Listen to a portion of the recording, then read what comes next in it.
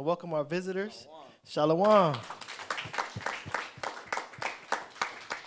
All praises. The Most High bringing that increase. We just got a new member, a new visitor. She taking your place. See how the Most High work out? Like you became a member and another visitor came in. Like, all right, we're going to fill up this house. We getting punked. Hey, but man, y'all seen the news earlier, right? That tsunami warning we got? Yeah, it was a tsunami warning for California. Yeah. So we got to prepare, as brothers was saying. Like, we can't be waiting last minute. The Most High keeps showing us glimpses and signs, right? Who knew it was supposed to rain today? It wasn't even in the forecast. It was sunny last night. I got up thinking we was finna go hit the streets today. It's like, nope. But with that being said, we got to start preparing. Don't wait till the last minute. Because if you get stuck anywhere, you got no food, no water, or nothing because we didn't prepare in time, you're going to be out of luck for a minute until some help can get to you. And you know when stuff really start hitting the fan, it's hard to get help to you. You know what I'm saying? You might have to wait a couple of days, depending on how severe it is. But with that, we want to say welcome to Shabbat, the Sabbath class. And today's lesson is MLK, do we celebrate his day? So I'm going to ask y'all, do we celebrate his day, Martin Luther King's day? So all y'all already know, right? That's great. That's great. So we're gonna basically be talking to the audience, but I'll talk to y'all too because I'm going to have to show y'all some things. So what I want to do is announce this is True Nation Israelite Congregation on YouTube. We have YouTube channel, True Nation 12. You can hit that, like, subscribe. Yeah, and True Nation Israelite Congregation on all platforms. So like, share, subscribe. And we will not be streaming on Facebook right now because there's a difficulty with the login. One of our programs is not working with Facebook since they did their update. So let's get into it. Let's take it to the PowerPoint right quick.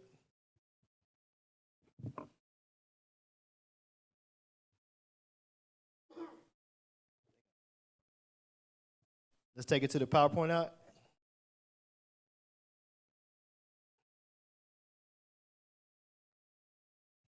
It's not showing. Can y'all see it on the TV?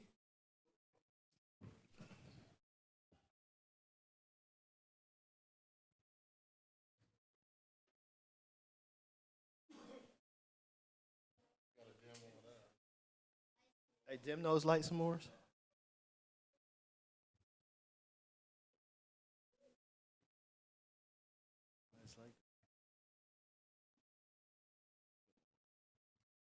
So, all right. Huh? I don't know. The source. That should be like input 1 or input 2. All right. So MLK, do we celebrate his day? Everyone said no, right? So we're going to go ahead and start. Let's go to Jeremiah 23. And we're going to see why we don't celebrate his day. Because a lot of us were taught MLK, we shall overcome, that he did a great thing when we was kids. And year after year, they pumped this during Black History Month, right? Which is the shortest month in the year, right? So let's get that. Jeremiah 23 and verse 25.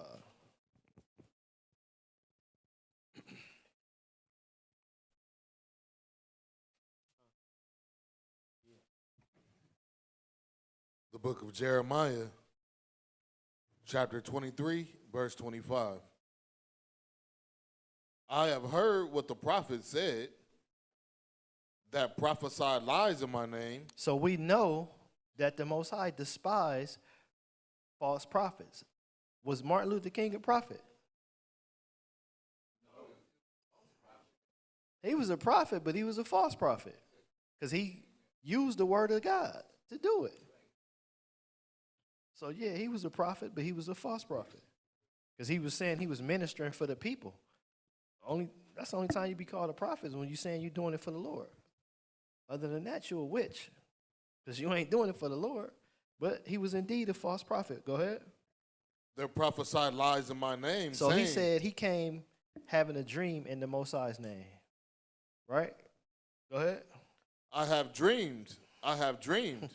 Didn't he say that? I have a dream. I have a dream. That little black boys and black girls will one day sit down and hold hands with white boys and white girls, right? He said it would be peace. Still ain't no peace, right? So-called African Americans, Latinos, and Native Americans, we still getting gunned down in these streets. We still getting mistreated, right? So we know that Martin Luther King was indeed a false prophet, right? Go ahead.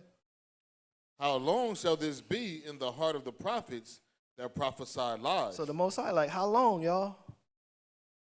Like, y'all see the destruction that I do to false prophets. How long y'all gonna continue to lie in my name? So this is something that he hate, man. Go ahead. Yea, they are prophets of deceit. Wasn't he a prophet of deceit? He told us not to fight, to be peaceful, have marches, and guess what was happening to the people? They was getting beat up, lynched, and killed, robbed, raped, and murdered. But we want social justice, right? We want to be equal after all of the turmoil and hate and pain that we've been suffering from, right? But I'm going to show y'all that because this is the part they don't show y'all. They just show, oh, civil war, civil rights, civil injustice, right? But go ahead. They are prophets of the deceit of their own heart. So he was lying, right? Out of his own heart. What the scripture say about dreamers? Every dream don't mean nothing. And he came out and was like, I have a dream, I have a dream. Like it was from the Most High. But it wasn't. But go ahead. Which think to cause my people to forget my name. So didn't they forget the Most High? They were saying, oh, we're going to do what MLK say do. We're going to join hands with these other nations. We're going to see what they can give us. Did they ever give us anything nice? Since the transatlantic slave trade, all they gave us was hell. And they still give us hell. They won't even give back what they stole. Their kids won't even do it. Right? But go ahead.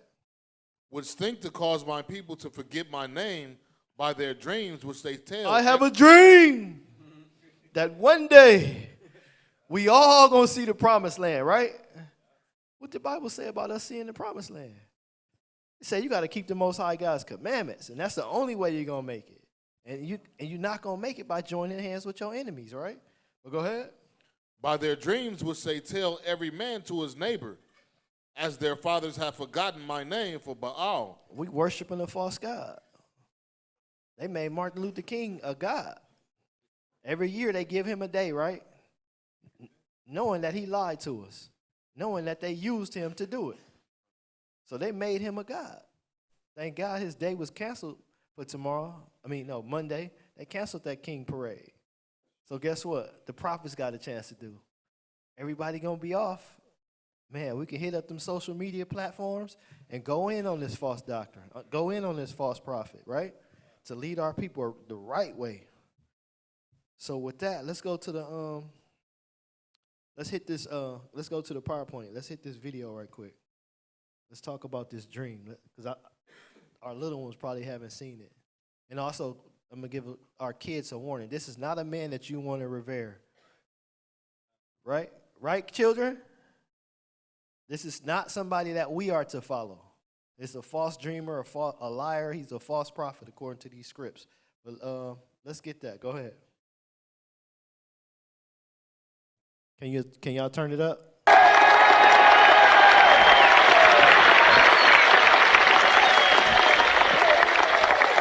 I am happy to join with you today in what will go down in history as the greatest demonstration for freedom in the history of our nation.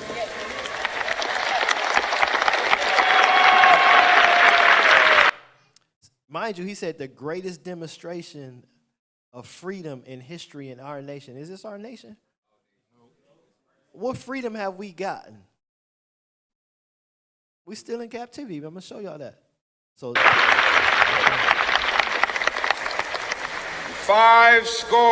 years ago, a great American in whose symbolic shadow we stand today signed the Emancipation Proclamation. This momentous decree came as a great beacon light of hope to millions of Negro slaves who had been seared in the flames of withering injustice. It came as a joyous daybreak to end the long night of their captivity. But 100 years later, the Negro still is not free. 100 years later, the life of the Negro is still sadly crippled by the manacles of segregation and the chains of discrimination. 100 years later, the Negro lives on a lonely island of poverty. I have a dream that one day this nation will rise up and live out the true meaning of its creed. We hold these truths to be self-evident, that all men are created equal.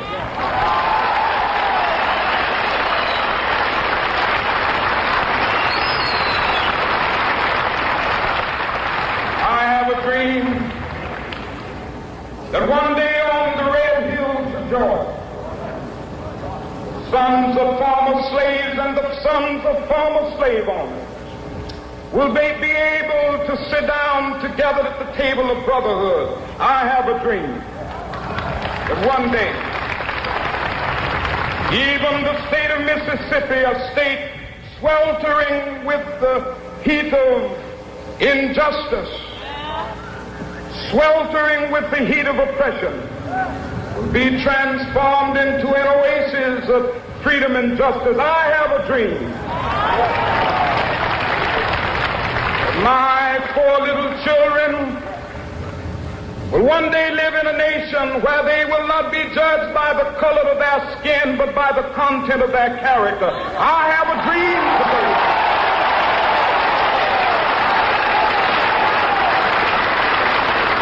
I have a dream that one day, down in Alabama, with its vicious racists, with its governor having his lips dripping with the words of interposition and nullification. One day right there in Alabama, little black boys and black girls will be able to join hands with little white boys and white girls as sisters and brothers. I have a dream today.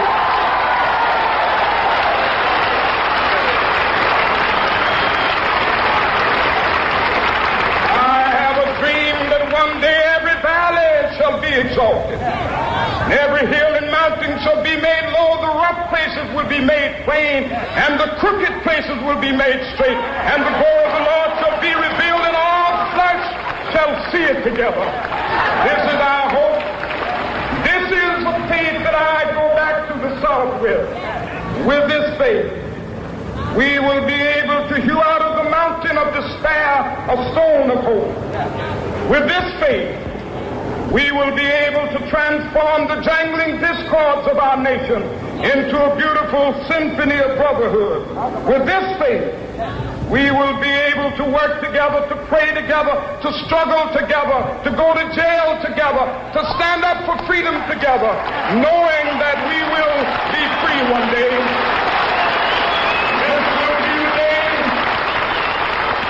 This will be the day when all of God's children will be able to sing with new meaning, my country, tears of thee. Sweet land of liberty, of thee I sing. Land where my fathers died, land of the pilgrim's pride. From every mountainside, let freedom ring. And if America is to be a great nation, this must become true. And so let freedom ring. From the prodigious hilltops of New Hampshire, let freedom ring. From the mighty mountains of New York, let freedom ring. From the heightening Alleghanies of Pennsylvania, let freedom ring. From the snow-capped Rockies of Colorado, let freedom ring. From the curvaceous slopes of California. But not only that, let freedom ring from Stone Mountain of Georgia. Let freedom ring from Lookout Mountain of Tennessee. Let freedom ring from every hill and molehill of Mississippi, from every mountainside. Let freedom ring, and when it happens, when we allow freedom ring, when we let it ring from every village and every hamlet, from every state and every city, we will be able to speed up that day when all of God's children, black men and white men, Jews and Gentiles, Protestants and Catholics, will be able to join hands and sing in the words of the old Negro spiritual, free at last, free at last. Are we free? Man, so I wanted everybody to see that because I want to break some things down. So let's get to it. We're going to show y'all how we not free and how that dream destroyed us as a nation of people. It made us weak. It made us docile. It made us trust our enemies. What does the scripture say about trusting our enemies? Huh? I only hear a few people. Everybody should be like, it never trust our enemies. The same way they repeatedly put this nonsense in our head to make us soft, we got to repeatedly get it out. You know how the radio always playing the same song over and over and over. Even if you don't like it, you end up start liking that song. That's the only way we're going to be reprogrammed. Remember, the scripture says, if you be renewed in the spirit of your mind, we got to be renewed in the spirit of our mind to say what thus saith the Lord and repeat his words daily. Remember? So let's get this first one. Let's go to Baruch. Chapter 3 and verse 8. I'm going to show y'all that we still slaves right here.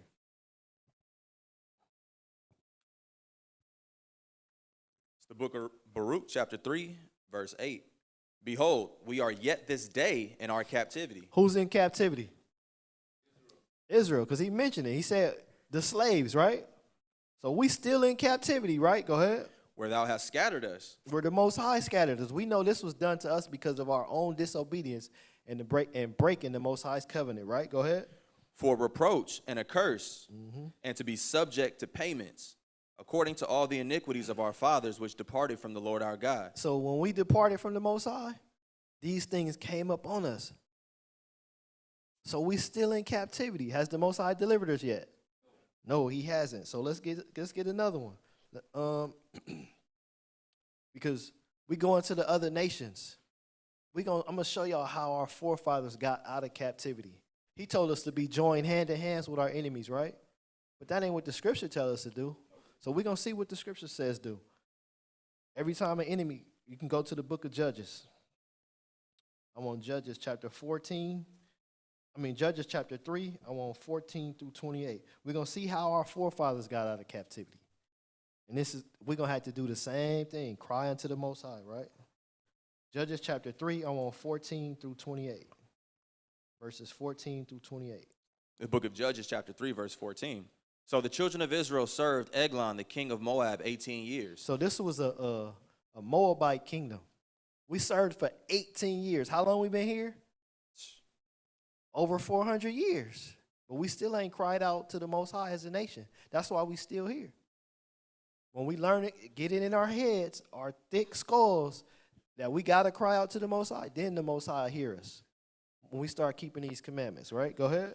But when the children of Israel cried unto the Lord raised them up a deliverer, Ehud the son of Jireh, a Benjamite, a man left-handed, and by him. So have we been crying out to the Most High?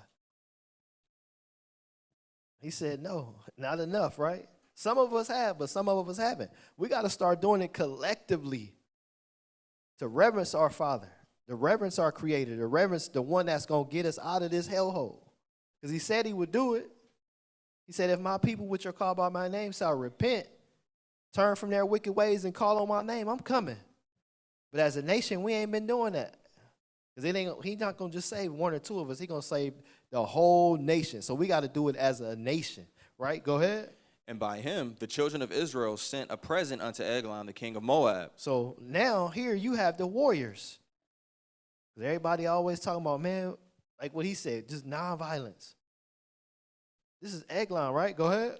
But Ehud made him a dagger which had 2 edges of a cubit length, And he did gird it under No, his, don't fight, man. It's gonna be peace. and he did gird it under his raiment upon his right thigh. So here you have an Israelite man who made him a dagger. What are daggers for, y'all?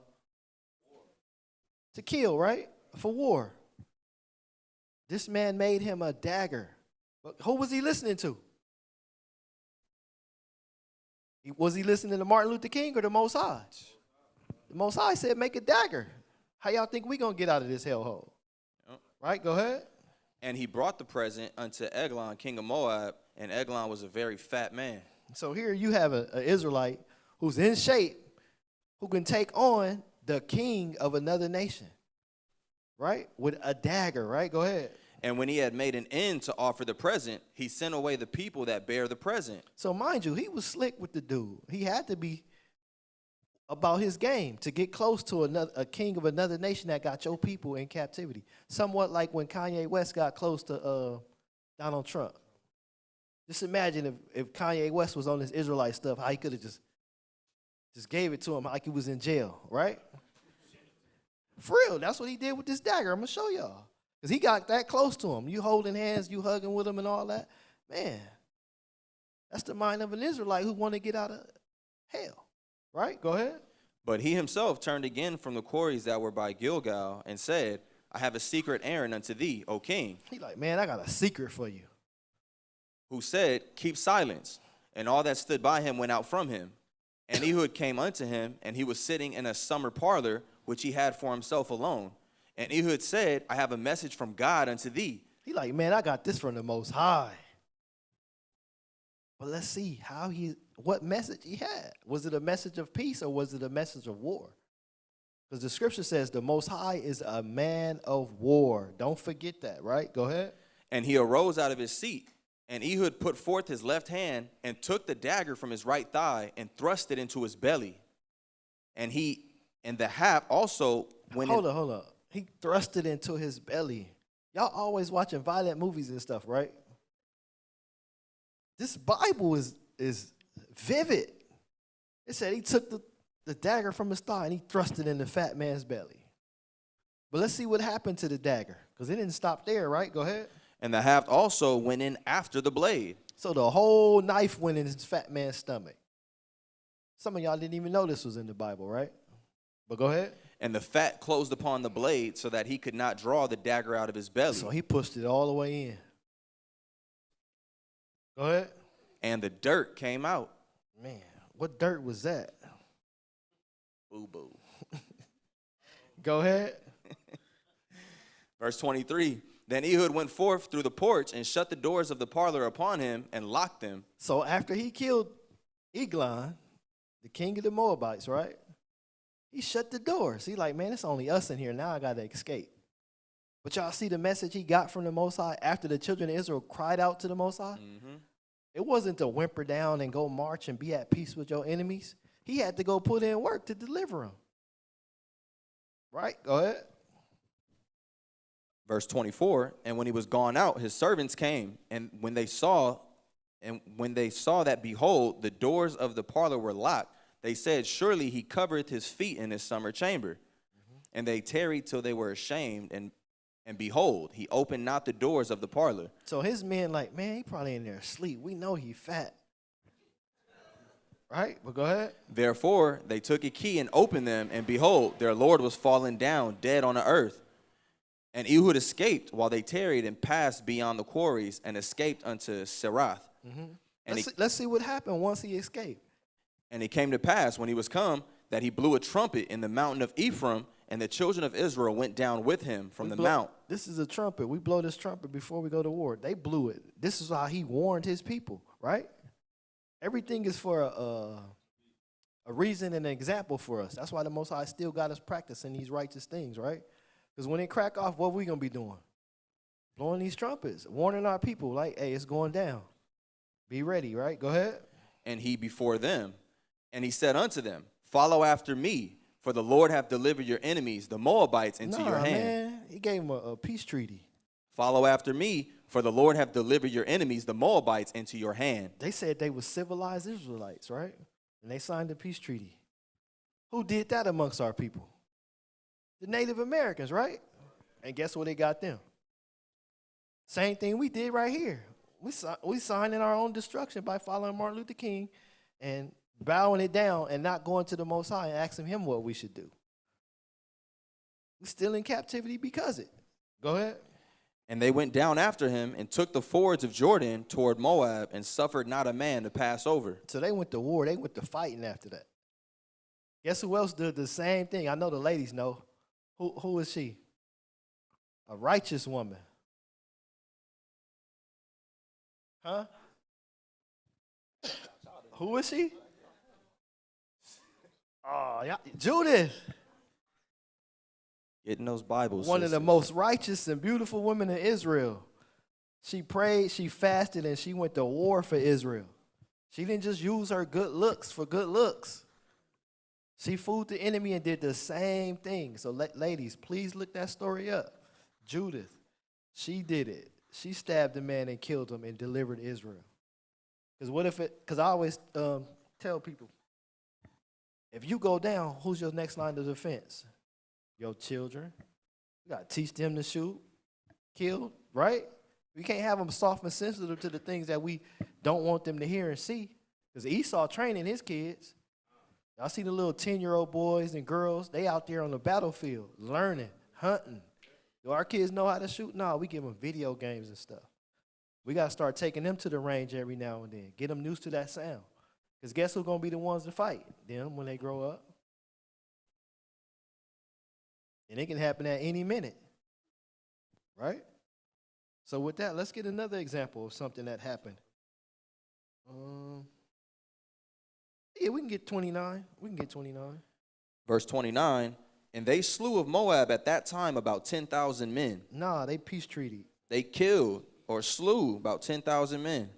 So they killed 10,000 men. I'm going to show y'all, man, we've been getting killed since we've been here. And we still ain't fought back yet. We still getting killed to this very day. Police brutality. The Ku Klux Klan police is killing us. They killing us at the hospitals through this medicine. Man, even the food, right? Was that all of that?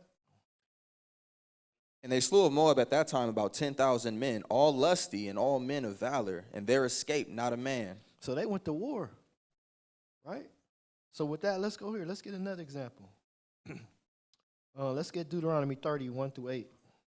Because he said it's going to be a place that we're not judged by the color of our skin. What do we have to do to receive that place? We got to keep the Most High commandments. It's that simple, right? Deuteronomy 30:1-8. Deuteronomy chapter 30, verse 1. And it shall come to pass, when all these things will come upon thee, the blessing and the curse. Ain't we rehearsing this right now? The blessing, we had that. We had our kingship, as my brother always say. Now we in these curses, and we discovering who we are. We bethinking ourselves right now. Right? Go ahead. The blessing and the curse, which I have said before thee. And thou shalt call them to mind among all the nations, whether the Most High thy power hath driven thee. So we call it to mind amongst all the nations. Brothers, the street teaching, social media, Instagram, YouTube, Facebook, Clubhouse, we everywhere, right? Not just us, but other nations of Israel, like other camps doing the same thing, right? We calling it to mind amongst all the nations. We letting it be known that we are the children of Israel. We even got Elamites, Edomites, Arabs telling us, y'all are the children of Israel. So it's being known. This prophecy is being noised abroad, right? But go ahead. And shalt return unto the Most High thy power, and shalt obey his voice according to all that I commanded thee this day. Mm-hmm. Thou and thy children. So us and our children. Because we suffering the curse of our forefathers right now, right? So we got to not us just learn it, but our children, right? Go ahead. With all thine heart and with all thy soul, that then the Most High thy power will turn thy captivity. As we read in Barak. He said the Most High will turn our captivity. Okay. Can we do it alone?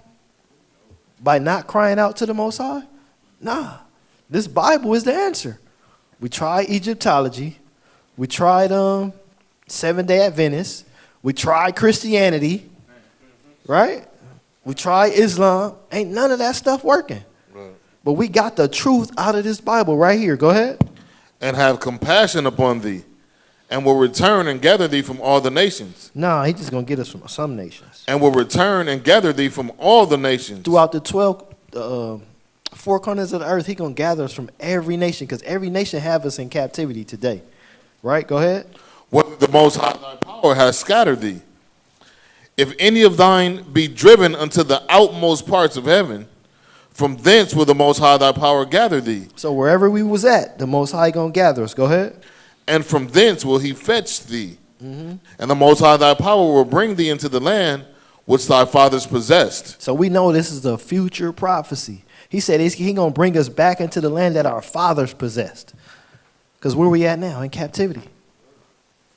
Our forefathers they came and lived here, was supposed to be keeping the commandments, but they didn't keep it. So he even allowed Esau to take this land. This land stolen as well. But he going to give us back Jerusalem, right? But go ahead. And thou shalt possess it, and he will do thee good. He going to do us good, right? We ain't going to have to worry about our skin color, because guess who's going to be there in rulership? Us.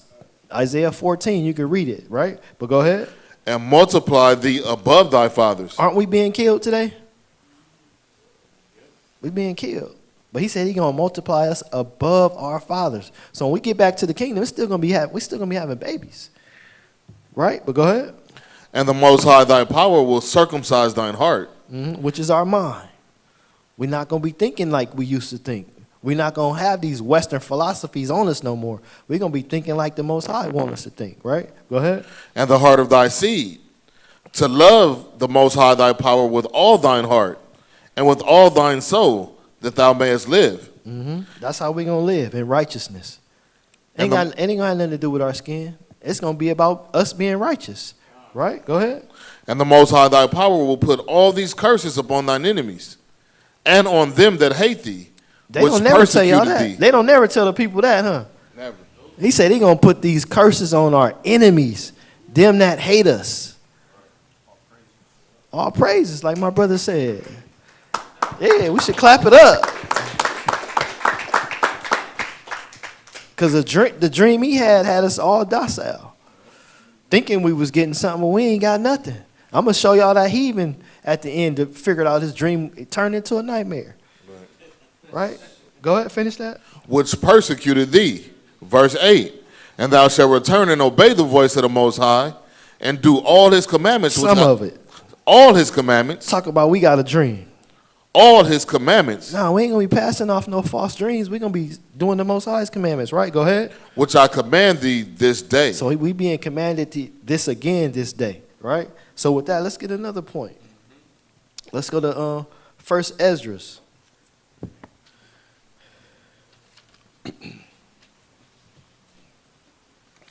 First Esdras chapter 8. I want verse 84 and 85. Because he said black boys and black girls is going to be joined to white boys and white girls. But let's see what the scripture says, right? It's the book of 1 Ezra, chapter 8.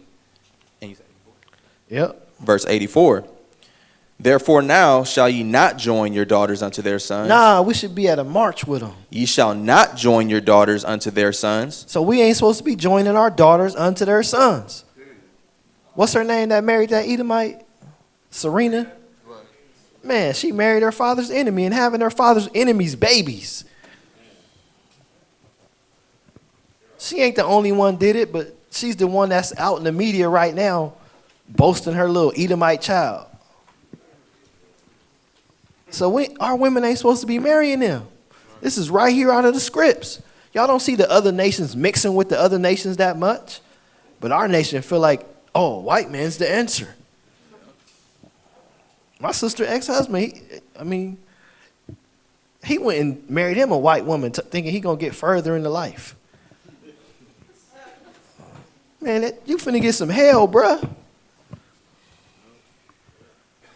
It might have furthered your career for now, but according to these scripts, she gonna get put to death and you gonna get put to death. Yep. And, finish that and I'll show y'all that.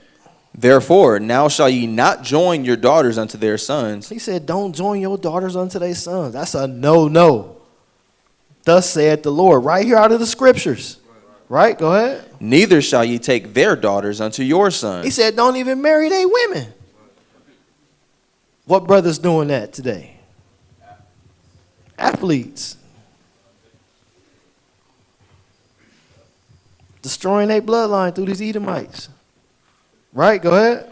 Moreover, ye shall never seek to have peace with them. He said, don't ever seek to have peace with them. Somebody get the definition of never. Get the definition of never. Because we love breaking the Most High's commandments, right? Every year I had a dream. And they perpetually push this on us, push this on us, push this on us. So come on, get that definition. Y'all got it? Get that brother a mic. Get him a mic so he can read never, or unless y'all want to get it.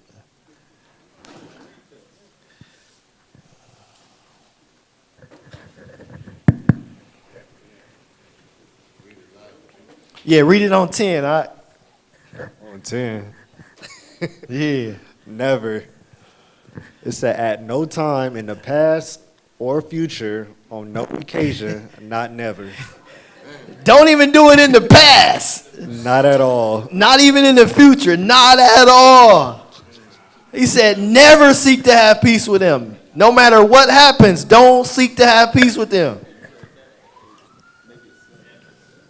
So read that again. Moreover, ye shall never seek to have peace with them. So don't never marry them. It might look good, but don't marry them. It might be beneficial to you, but don't marry them. He said, don't never do it. But go ahead. That ye may be strong and eat. Wait, hold up. That weakens us as a nation. Because what happens to all the athletes, whether it's a male or a female, they stop helping the black family, which is their family. They start helping the Edomites. Yep. Say that out. Use your mic, man. Yeah, it's a transfer of wealth. Now, when you pass away, now the money is going back to the Arab community or the Edomites, our enemies. We want to keep that in our own nation. You know what I mean? Mm-hmm. Yep. Start worshiping their gods like Solomon did. That was the fall of our nation. He did the same thing. He got old. His other women came. I want you to make a place for Baal. I want to make you a place for my God. Make a place for my God. Cause us to fall. What are we doing now? Worshiping Christianity. Yep. Worshiping the Europeans and stuff. Their gods. Was that all of that? Go ahead. Moreover, ye shall never seek to have peace with them, and that ye may be strong and eat the good things of the land, and that ye may leave the inheritance of the land unto your children forevermore. So when the athletes and everybody die and got all this money, it's going to the other nations because they making sure they taking it. They making sure they taking that bread. So we ain't never supposed to seek to have peace with them. Don't even marry them, and your nation will be strong. Because they do it to us. Everything in here that's made, that y'all see in this room, is made by an Edomite. The menorah, my shofar, them chairs, the camera, the carpet. Yeah. Just imagine if we did the same thing. Start building our own stuff. Oh, you got the lumber company? All right, cool. I got the stucco company. You got the stuff that make the stucco look good. You got the paint. That's how they get rich. That's how they stay in power. Oh, you make the toilet? Oh, I'm going to make the screws that put the toilet together. I'm going to make this little ring that go at the bottom of the toilet so it don't leak. That causes generational wealth. All we got is athletes. And they don't want to help their people. But they helping Esau. Because guess who they accountants? Guess who they realtors are? White folks. Guess who's in their ear? Hey, man, go get this, or telling their daughters, hey, go marry him. He's going to be a real prominent athlete. He's going to have a lot going on for himself. Because mind you, those athletes, they get close to the coaches and the, what's the other one? The assistant coaches and all that. Like, hey, marry my daughter. Put this back in the family. So what's happening, right? So with that, let's go here. Let's see something else. Let's go back. Let's go to the PowerPoint. Because we all know about the transatlantic slave trade, but let's look at some of the let's look at some of these massacres that happened. Read those off out. Black massacres. You have Chicago, 1919, Springfield, 1908, Detroit, 1943, New York, 1863, Washington, 1919, Philadelphia, 1985, East St. Louis, 1917, Tulsa, Oklahoma, 1921, Elaine, 1919, Memphis, 1866, Wilmington, 1898, Atlanta, 1906, Vicksburg, 1874, Clinton, 1875, Charleston, 2015, Eufaula, 1874, Camilla, 1868, Ocoee, 1920, Rosewood, 1923, St. Bernard, 1868, New Orleans, 1866, Thibodeau, 1887, Apollosus, 1868, Colfax, 1873, and Slocum, 1910. Man, they've been killing the out of us. But these are massacres. These aren't killings like, oh, someone got shot on Western in Vermont. This is massacres. Like 300, 400, 500, 1,000 people at a time being killed. Taking our towns, because they always show us Tulsa, Oklahoma, and we think it's just one little incident. Nah, man, they've been tearing us up. This is what the Civil Rights, Equal Rights March was about. How much they've been killing us. But they don't never show us all of the truth. So we don't think it's that big.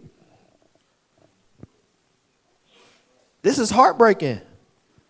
Like, man, they've been killing our forefathers for a long time. They've been taking their land for a long time, causing all kinds of bloodshed. Over 100 years of our people being massacred. Man. Longer than that. But this is here on American soil. And they got it documented. So let's get this scripture. Let's get Micah 2:2.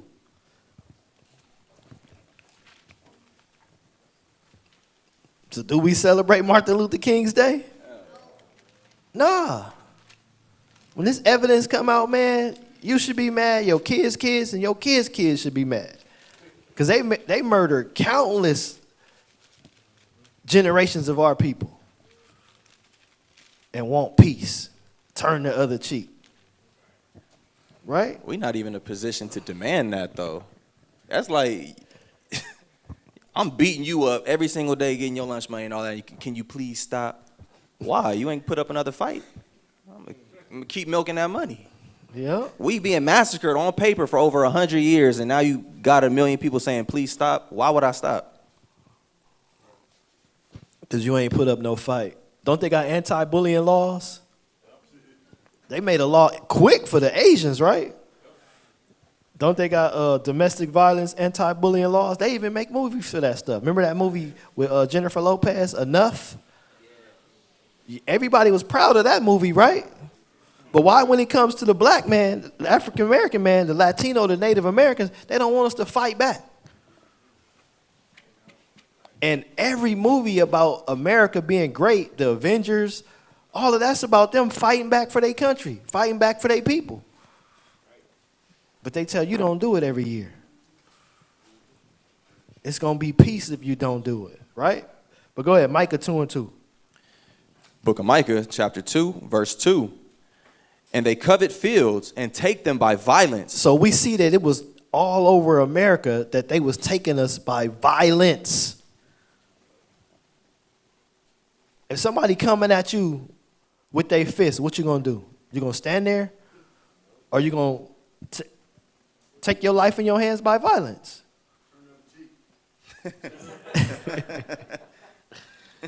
You'll end up like him. Nah, we ain't turning the other cheek. That Matthew 5:44, that's actually talking about the children of Israel. Those are your neighbors. You don't fight them. We got brothers out here not turning the other cheek, gang banging, killing their own people over colors, over what the OG grew up fussing and fighting about. Nah, man, we got to turn the other cheek towards our people.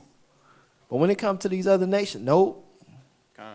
Don't turn the other cheek. So go ahead. Let's see how they did it. Micah 2:2 again. They covet fields and take them by violence. So they took them by violence, right? Go ahead. And houses and take them away. So they oppress a man and his house, even a man and his heritage. Which I'm going to show y'all. They burned down houses, killed people, Now they got fields today. Because guess what they selling back to us? Stolen land. They stole it from the Native Americans. Then when we came over here, we got some money to buy some things. Then they start killing us and taking it all back. Yeah. Oh, let the niggas build it up and we going to kill them once they get it built up. Yeah. We had hospitals, schools, trains, engineers, doctors, banks. Right? That's the Tulsa, Oklahoma riot. Mm-hmm. So with that, I want to go somewhere. Since we went there, I want to go back to the PowerPoint and go to 5. We're going to come back to 4. Y'all see this? The summer of 19, a nation racially frenzy of clashes, massacres, and lynchings throughout the North and South, all were started by white men, by whites. We didn't start no fights. We just wanted to live in peace. We just wanted to live in peace. Y'all did what y'all did. Y'all brought us over on those cargo slave ships. Let us live in peace, man. But they didn't want that. Yep, just kept messing with us. Go to number 6. Read that.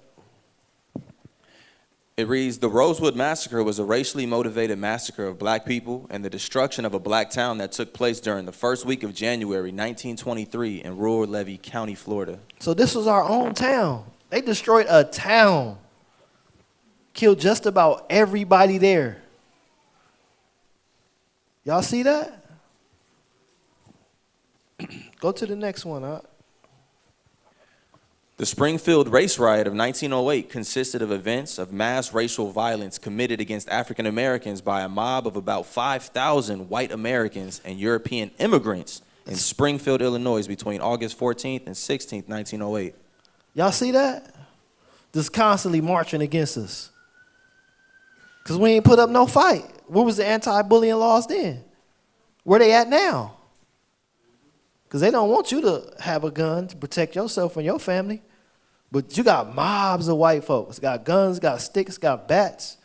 They killing folks for no reason. Right? Yeah, y'all see all the victims? Men, women, and children. Y'all thought just Thanksgiving was bad, huh? Man. That's why the scripture said never trust your enemies.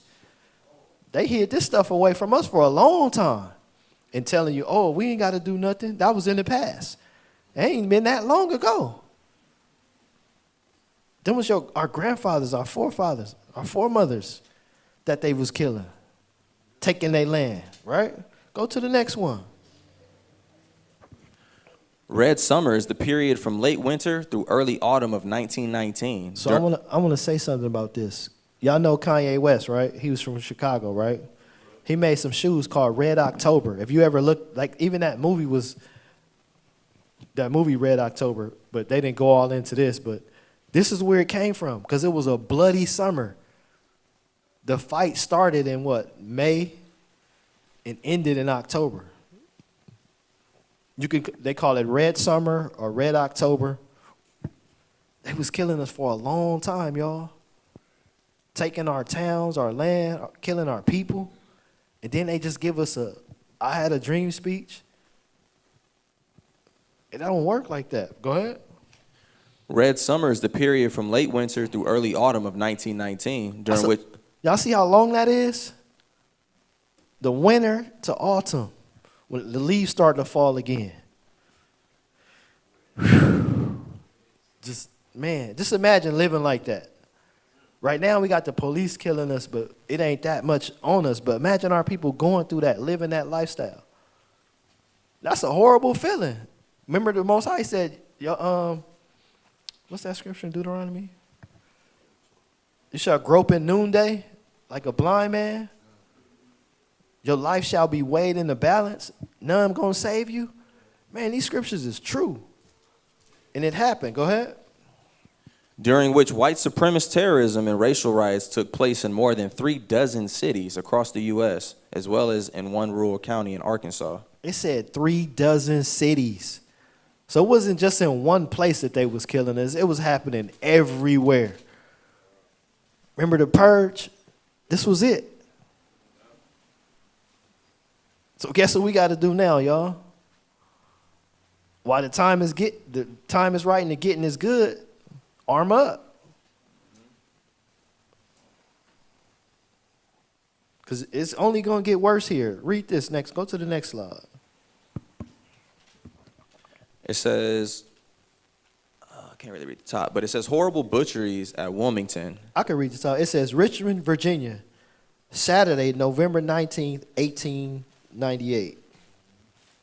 But now you can read the rest. The Turks outdone. Innocent and unarmed colored men shot down. Hundreds run to the woods. The mob captures the town. White ministers, aiders, and abettors of murder. So they don't care.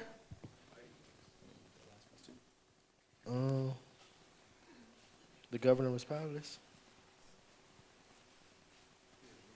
Yeah, read it. Go ahead. The bottom piece says, the governor powerless and the president of the United States silent. So they didn't say nothing. They didn't care. Long as it ain't us, they killing us.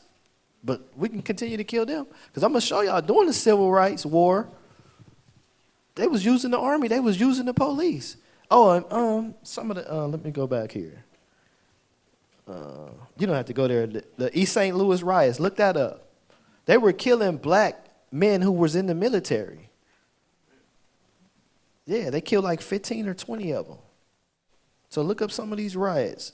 Like, remember, some of y'all probably don't know this, but the first black police officers were here in Atlanta, or Georgia, as they say, to be correct. They didn't give them guns. They just had billy clubs.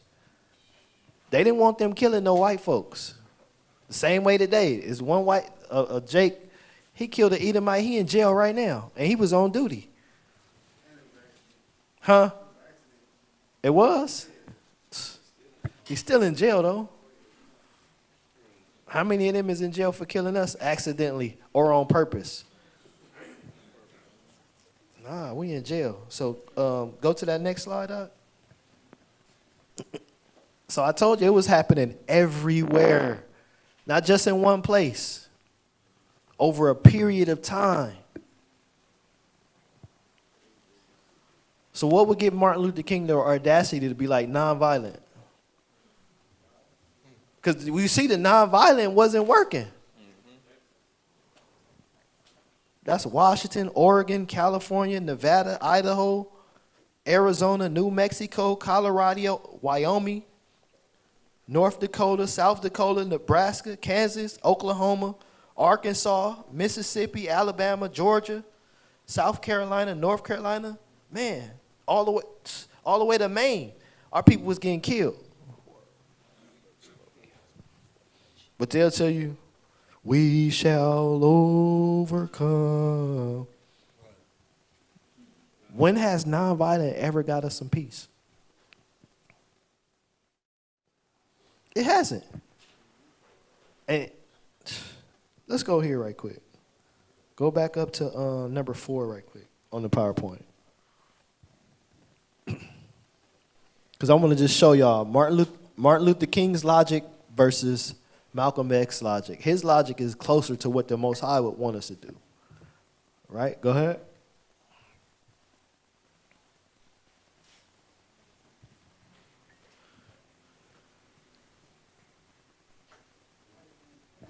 Turn it up.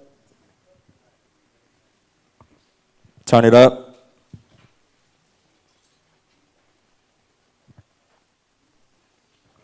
Turn it up.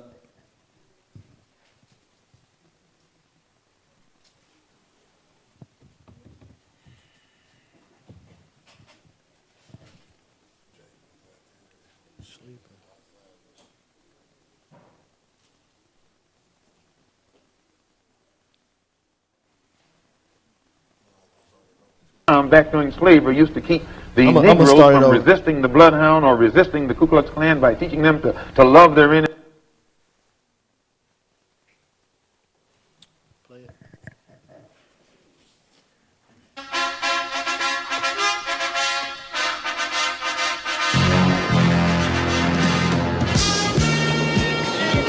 The white man pays Reverend Martin Luther King, subsidizes Reverend Martin Luther King, so that Reverend Martin Luther King can continue to teach the Negroes to be defenseless. That's what you mean by nonviolent. Be defenseless. Be defenseless in the face of one of the most cruel beasts that has ever taken the people into captivity. That's this American white man. And they have proved it throughout the country by the police dogs and the police clubs. 100 years ago, they used to put on a white sheet and use a bloodhound against Negroes. Today, they've taken off the white sheet and put on police uniforms. They've traded in the bloodhounds for police dogs, and they're still doing the same thing. And just as Uncle Tom, back during slavery, used to keep the Negroes from resisting the bloodhound or resisting the Ku Klux Klan by teaching them to love their enemy or pray for those who use them despitefully. Today, Martin Luther King is just a 20th century or modern Uncle Tom or a religious Uncle Tom who is doing the same thing today to keep Negroes defenseless in the face of attack that Uncle Tom did on the plantation to keep those Negroes defenseless in the face of the attack of the Klan in that Well, day. I don't think of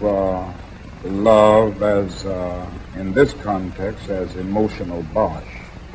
I don't think of it as a weak force, but I think of love as something strong and that organizes itself into powerful direct action.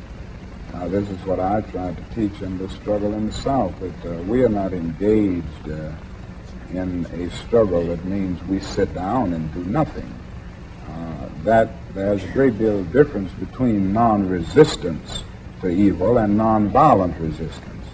Non-resistance leaves you in a state of stagnant passivity and deadened complacency, wherein non-violent resistance means that you do resist in a very strong and determined manner.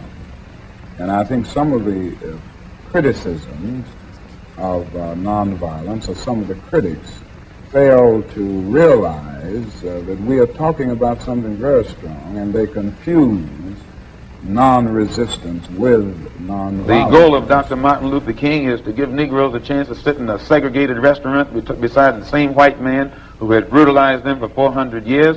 The goal of Dr. Martin Luther King is to get Negroes to forgive the people who have brutalized them for 400 years by lulling them to sleep and making them forgetting what those whites have done to them. But the masses of black people in America today don't go for what Martin Luther King is putting down. As you said in one of your articles, it's psychologically insecure, or something of that sort. I forget how you put it. But you didn't endorse what Martin Luther King was doing yourself. I do not reject his goals of full integration and full equality rights for American citizens. Do you reject these goals? If you don't think that he's walking on the right road, I'm quite sure you don't agree that he'll get to the right place.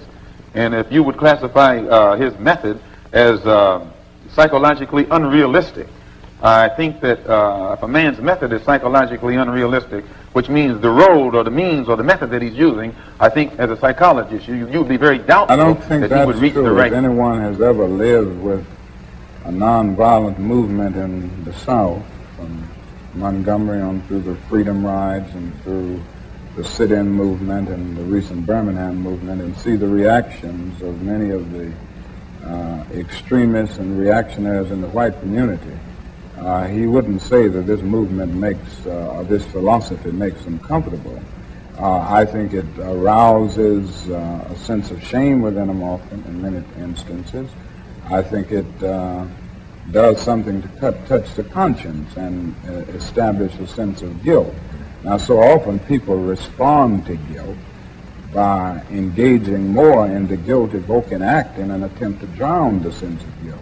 But this approach certainly doesn't make the white man feel comfortable.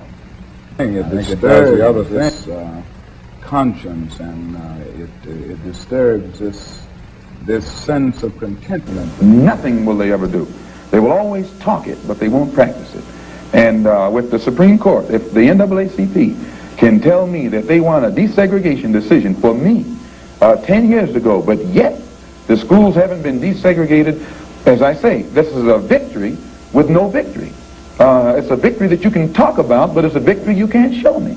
So if you represent the NAACP and you are telling me about this great victory you won for me, when I look at you, I have to conclude that either you have been duped yourself or else you are trying to dupe me. And in most instances where the civil rights struggle is involved, there is no civil rights leader can point to me one concrete gain, practical practical gain that black people have made in the civil rights field in this country, not only during the past 10 years, but during the past 100 years. I don't think there's any real organization to the riots. I think they grow out of the conditions that I've mentioned all along. And as long as these intolerable conditions are there, as long as the Negro finds himself living every day in a major depression, then every city will sit on a powder keg and can explode over the slightest incident. I feel that killing is a very tragic way to deal with any social problem. There is no violent solution to the problem that the Negro confronts in this country, and this is why I have constantly said that riots are socially destructive and self-defeating. After all, the Negro ends up on the losing end. We can't win a violent revolution. Most of the persons killed in riots are Negroes themselves. The persons who end up not being able to get milk for their children are Negroes because things where they have to live are destroyed.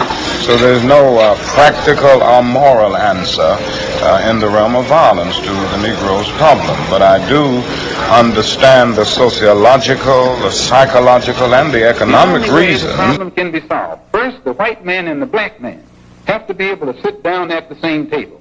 The white man has to feel free to speak his mind without hurting the feelings of that Negro. And the so-called Negro has to feel free to speak his mind without hurting the feelings of the white man. Then they can bring the issues that are under the rug out on top of the table and take an intelligent approach to get the problem solved. That's the only way that they'll ever do it. Oh, that's it. You can bring it back on us. But Yashamai want to get a scripture, but I want to say his thing. Y'all see how much violence we suffered and Martin Luther King still saying non-violent?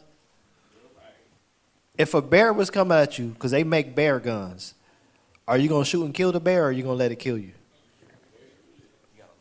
If a pit bull on these streets, you know we got wild dogs in these streets, was coming at you and you had an object in your hand to hurt this pit bull, are you going to hurt it or are you going to let it bite you? Come on now. The same thing go with wicked people. We can't continue to allow them to kill us.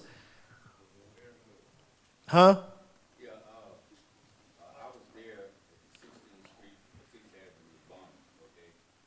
Hold on, get that brother a mic. That's history right there.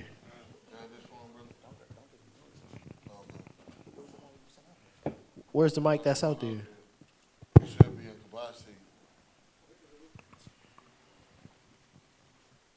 Thank you.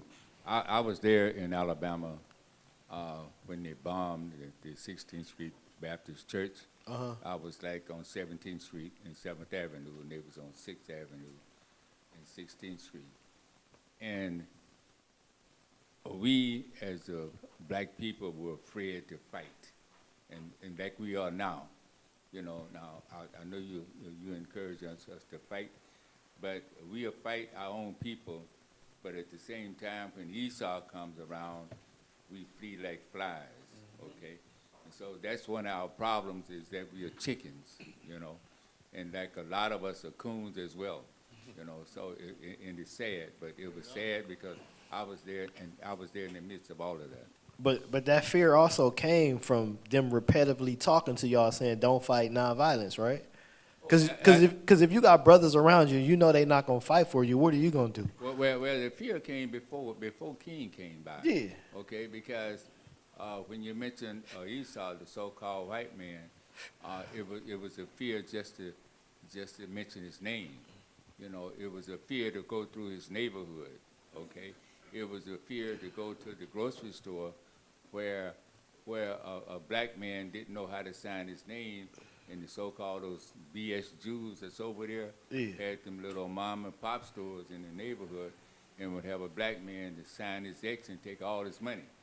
So he would, the black man would probably get maybe $2.50 or $3 out of a week's check, because the usury tax, so to speak, Esau was charging our people over and over and over. Extorting y'all. They get a sack of flour, and he'll make him pay double for it, okay? And he would take his check on Friday when he come to pay him. So it was fear of the white man because of what he would do. We didn't have brothers like we have today to get out in the like Malcolm X. We didn't have those people, especially in Alabama. Okay, and hopefully the union will come together and understand what you're saying. Yeah, and we're gonna bring out some scripts to bring back that courage to our people, because the Most High said, "I didn't give you a spirit of fear." Yep. But you want to get that script? Yeah. I'm gonna just get two scriptures real quick. How many of you guys know what Stockholm syndrome is?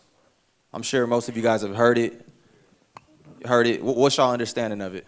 You can just say it out loud. Fall in love with your abuser. What else? Basically the same thing.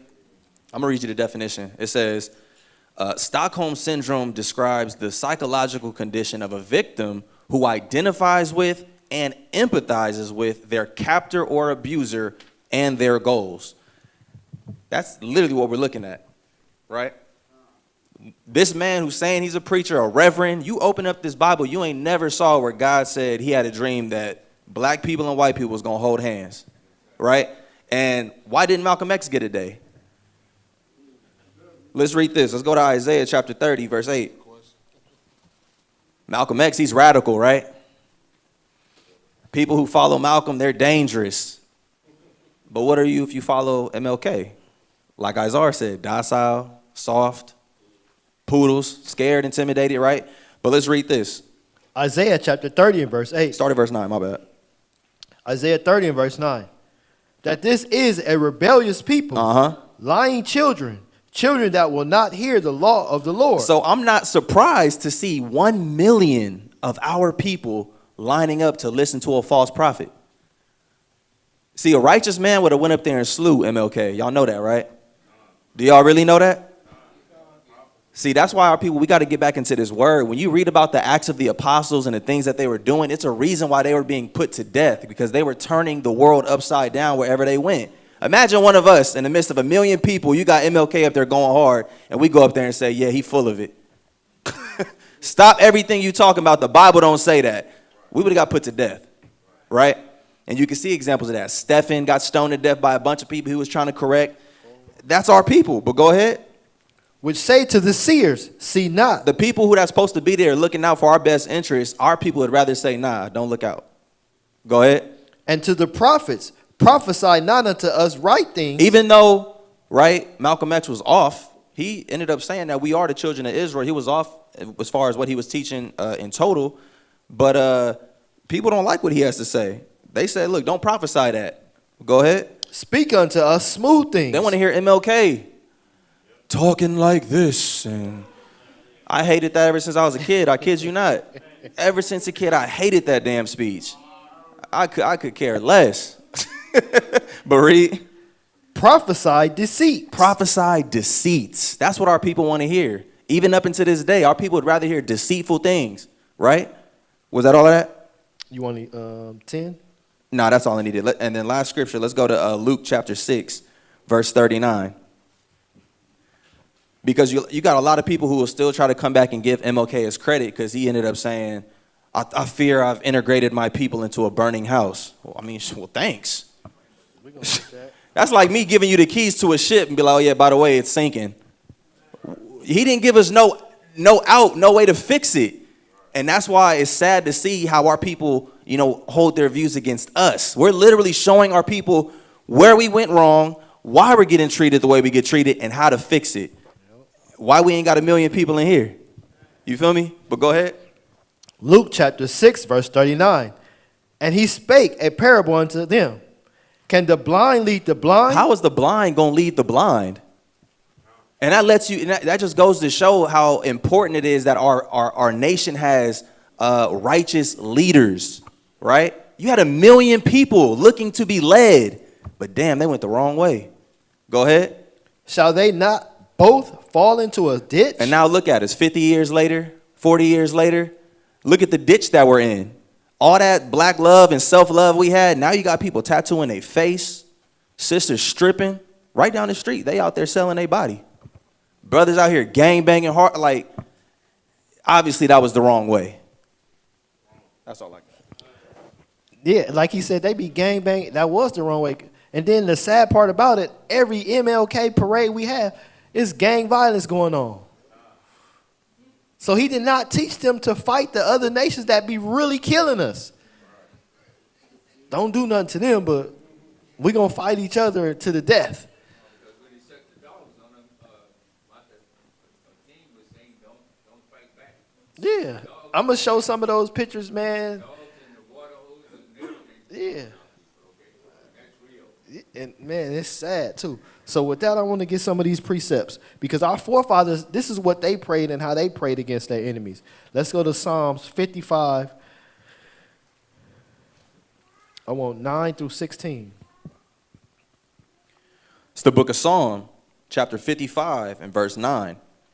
Destroy, O Lord, and divide their tongues. So he said, destroy their tongues and divide it. Brother should have been saying this on the podium in front of the world. Like, man, they've been killing us for a long time, and I'm not going for the BS. Destroy them, right? Go ahead. For I have seen violence and strife in the city. Day and night they go. Didn't we see violence and strife in the city? All that was leading up to the civil rights movement. How could you turn a blind eye to that? Go ahead. And like I said, that last class we was teaching, how you asking for rights? You ain't never asked to go home? Like, did we forget we were brought here? Every year we voting for new presidents, and on all those bills, people want weed reform, prison reform, but we ain't never asked to go back home. That's beyond me, you know? Exactly. That's that Stockholm syndrome. Verse 10, day and night they go about it upon the walls thereof. Mischief and also sorrow are in the midst of it. So it's mischief in them. Ain't nothing nice. They slick as hell, right? Go ahead. Wickedness is in the midst thereof. Wickedness, constantly. They poison in the food, they poison in the air, they poison in the water, and they poison in the minds of our people with this MLK garbage. And the proof is in the pudding. It ain't never been no peace. We still voting for the same equality that they was fighting for a long time ago. So when is the voting gonna stop? When y'all gonna start protecting yourselves? Yep. That's the real message, right? Go ahead. Deceit and guile depart not from her streets. For it was not an enemy that reproached me, then I could have borne it. Neither was it he that hated me that did magnify himself against me. Then I would have hid myself from him. But it was thou, a man mine equal, my guide and mine acquaintance. We took sweet counsel together and walked unto the house of God in company. Let death seize upon them and let them go down quickly into hell. Nah, let them chill, bro. Let them go down quickly into hell. For wickedness is in their dwellings and among them. He said, let death seize upon them. Y'all seen a dead dog on the street, right? Some of y'all probably even ran over one. It was a hard lump, right? Man, that's how David was praying to the Most High for his enemies to be killed like that. But go ahead. As for me, I will call upon God, and the Lord shall save me. Who gonna save us? Most High. Not that dream. Nope. So we got to stop California dreaming, right? Let's get Psalms 109. You can start at verse 1. The book of Psalms, chapter 109, verse 1. Hold not thy peace, O God of my praise, for the mouth of the wicked and the mouth of the deceitful are opened against me. What's that, Psalms 83? They make a tumult against us. They come together in mischief. They frame mischief by a law to keep us down, keep us at the bottom, right? But go ahead. They have spoken against me with a lying tongue. Don't they lie on us? Black folks are the worst people in the world. But we go and look up, start digging up history. We see they the worst people in the world. They dogs, they savages, they dirty, they stink, all of that throughout history. But they say it was us.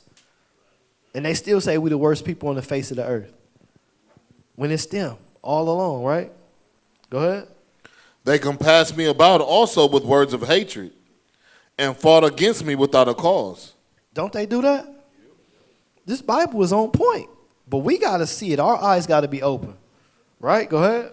For my love, they are my adversaries, but I give myself unto prayer. And they have rewarded me evil for good. Don't they do that? They started the vax. It didn't start with us, and they say the African Americans are spreading it. It came from them. What lab do we have to spread diseases or create them or control them? None of that mess, right? But go ahead. And they have rewarded me evil for good and hatred for my love. Mm-hmm. Set thou a wicked man over him, and let Satan stand at his right hand. So he like, man, put somebody wicked over these people. And let Satan stand at his right hand. Let him fall. Because when you deceive, you do dumb things, right? Because Satan ain't coming to do nothing nice. That spirit is evil, and he want to destroy everything you got going. But y'all see the prayers of our forefathers? They wasn't praying no sympathy prayers. Oh, Lord, let us be at peace with our enemies. Let us chill. Let us eat a peanut butter and jelly sandwich. Nah, let us sing. Man, heck no. Go ahead, read. When he shall be judged, let him be condemned. He said, when he be judged, let him be condemned. Ain't no peace for them. So let's get another example. Let's go to, let's see how our people protested. Because this is something that happened to their sister, right? Let's go to Genesis 34 and verse 13.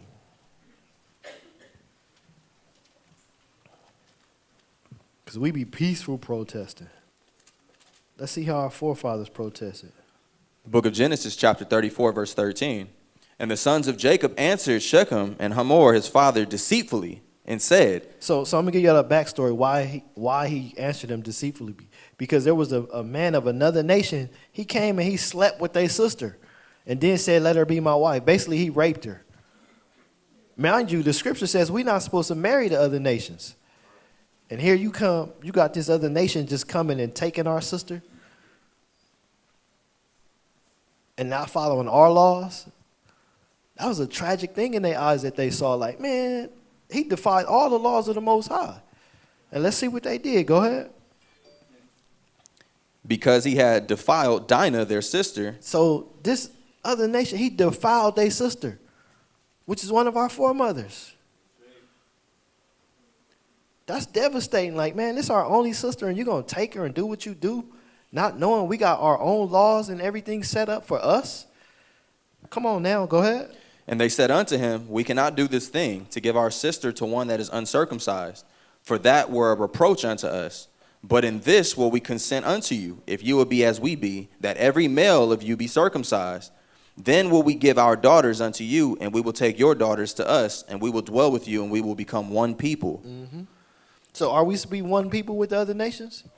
Not at all, which we read. Go ahead. I said this was spoken deceitfully. Yeah. So that means Malcolm X was speaking, MLK was speaking deceitfully too, because he was saying the same thing. We're going to be one people.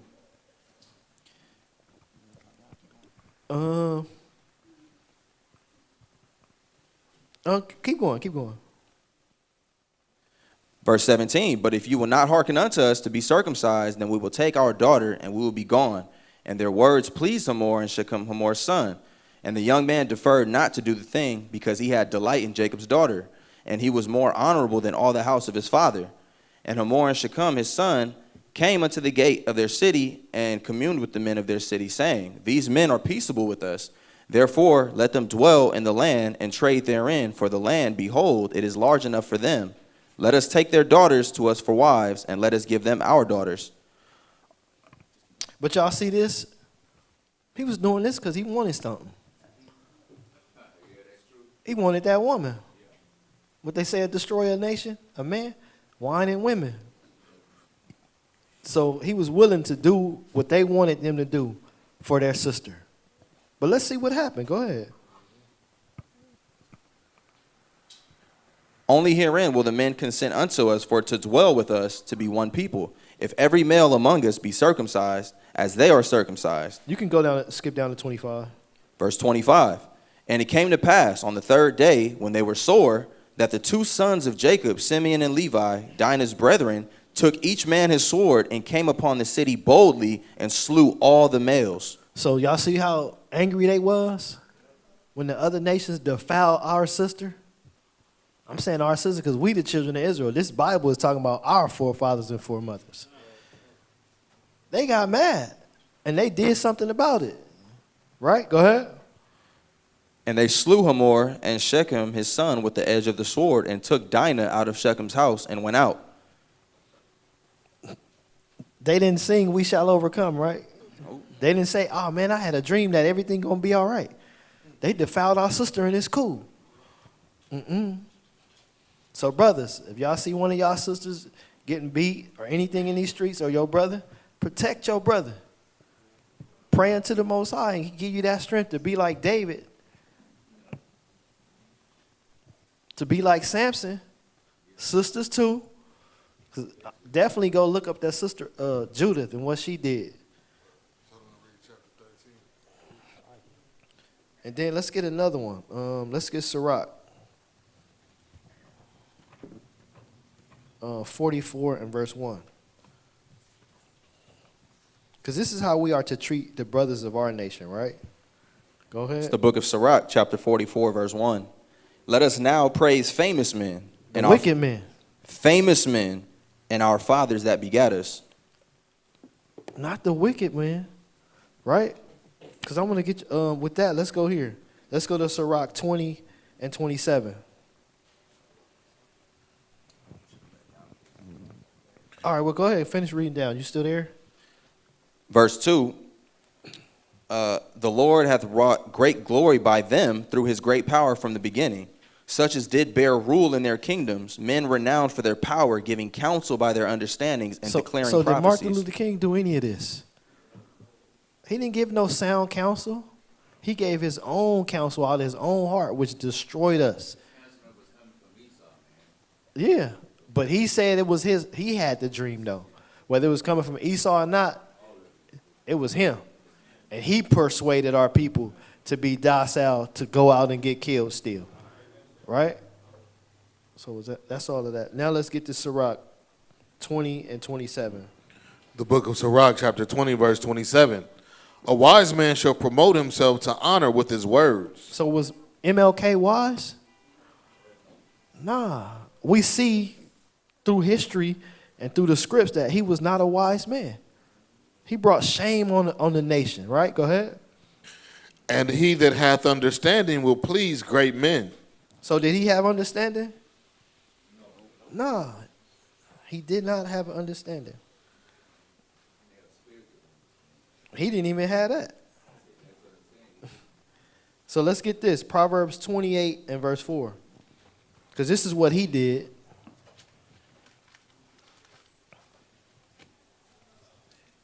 It's the book of Proverbs, chapter 28, verse 4. They that forsake the law praise the wicked. So he was praising the wicked. He forsook the Most High's law all the way. NAACP, them was his backing. That was set up by Edomites. Esau was the founder of that. Y'all seen it in our years where the Edomite chick was acting like she was a black woman with braids and all that. And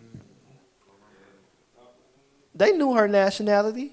They didn't want to take the DNA test and all that, right? Do the background checks.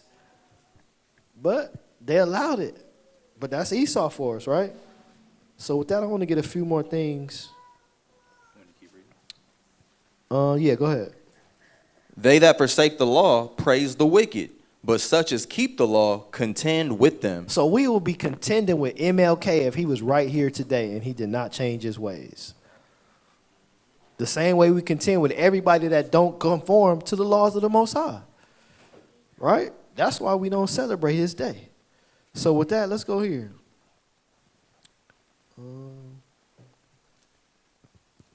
Because the brother ended up finding out that what he said and did was wrong. Let's go to PowerPoint, y'all. 11. Yeah, that's it.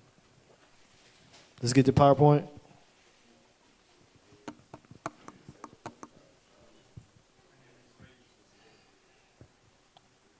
Is it PowerPoint?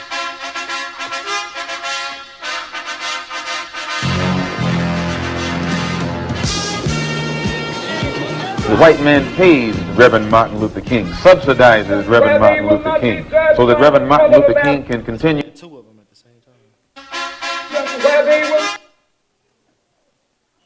Where they will not be judged by the color of their skin, but by the content of their character. I have a dream I must confess that that dream that I had that day has at many points turned into a nightmare. Now, I'm not one to... Y'all see he came into his senses, right? He was like, that dream came into a nightmare. Yeah, you see how his voice Straight changed? up, I messed up. But all praises, he realized his mistake. So should we still be celebrating this day? He even, man, he like, man, it's a nightmare, but go ahead. lose hope. I keep on hoping. I still have faith in the future. But I've had to analyze many things over the last few years, and I would say over the last few months. I've gone through a lot of soul-searching and agonizing moments.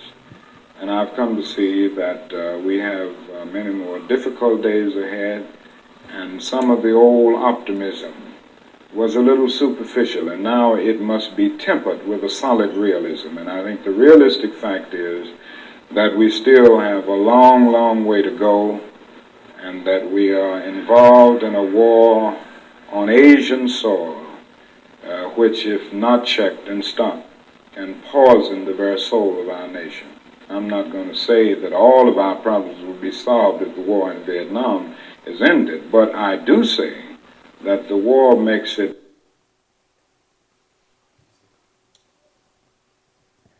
So he started talking about a war. I don't know why it stopped, because it was a little bit more that I gave. But he started talking about a war that we were involved in. I mean, that the Americans were involved in, and our people were fighting. And he said, basically, we don't need to fight in this war. We're being killed on the front line of this war. It's only 11. They talking about it's 11% of us in the population. So it's less of us, but more of us are being killed in the war, and more of us are being killed at home.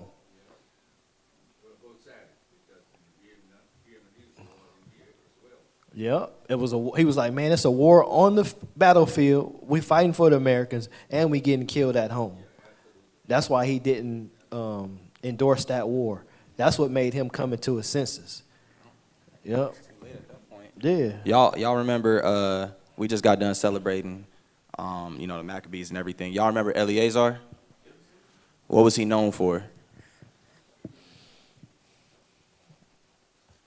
I'm waiting. One of the brothers. What was Eleazar known for? Yep.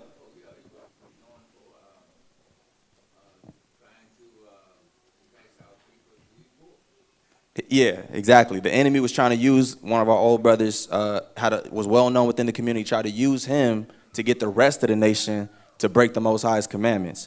And you saw what he chose. He said, I'm not doing it. That's the same stance MLK should have took when he was standing before our people, giving all that false direction that caused us to go further into the curses. Because as I already brought out, we weren't to mingle or mess with these other nations like that. Yep. With that, let's get a few scriptures, and then we'll go back to the PowerPoint. Let's go to 1 Maccabees 3:21.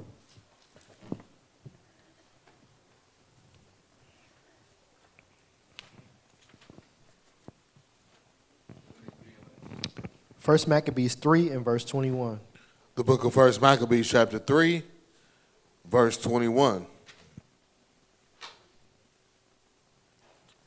But we fight for our lives and our laws. So are we to fight for them? So he came into the realization like, man, we fighting in the wrong war. We fighting against these other nations. We should be over here fighting against y'all. Y'all the ones killing us at home. Didn't that happen to a lot of soldiers?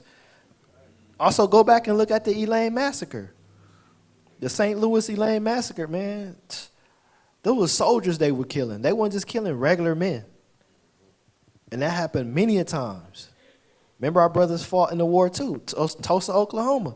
They was killing civilians and soldiers that fought for them. Burned down whole towns, whole cities. Everywhere, right? So with that, let's get the let's go to Numbers 35. Because I want to show y'all what's supposed to happen. What's the law of murder? If somebody outright kill you or kill your people, what is the law that you're supposed to uphold? Because God gave this right to every man and woman. We're going to show you right here. Go ahead. 30. It's the book of Numbers, chapter 35 and verse 30. Whoso killeth any person, the murderer shall be put to death by the mouth of witnesses. So the murderers are supposed to be put to death, right? Isn't that clear? Get Genesis 9 and 6, because I want to show y'all that there too. But go ahead, finish reading. Huh? But one witness shall not testify against any person to cause him to die. Don't America witness against itself of all the killing that they've done against our people? Yeah, the father of bloodshed. Go ahead.